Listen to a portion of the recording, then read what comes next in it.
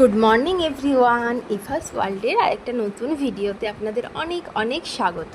তো সকালে আজকে আমার সঙ্গ দিতে বেরিয়েছে আমার একমাত্র কন্যা, আমার মেয়ে। রোজ পায় না সকালটা আমাকে, ওর জন্য আজ বললো মাম্মা আমি তোমার সাথে যাব। আমি বললাম চলো, ভালোই হবে। আমার মেয়ে আমার থেকে অনেক বেশি বন্ধুসুলভ সম্পর্ক ওর বাবার সাথে। তবুও চেষ্টায় আছি যে মেয়ের সাথে একটু সুসম্পর্ক তৈরি করা যায় কি না। বললাম চলো যাই। তো মাঠে এসে ও একটু আমাকে ব্যায়াম শেখাচ্ছিল। আমার মেয়ে আমাকে শিখিয়ে দিচ্ছে, মাম্মা তুমি এরকম করে করো, এরকম করে করো। আমিও একটু আমার মেয়ের কাছ থেকে শিখে করতে শুরু করে দিলাম। আর এই খেলাটা হচ্ছে লাফ দড়ি। এটা এখন বর্তমানে এক্সারসাইজে পরিণত হয়েছে, কিন্তু আমাদের ছোটোবেলায় এটা একটা খেলা ছিল।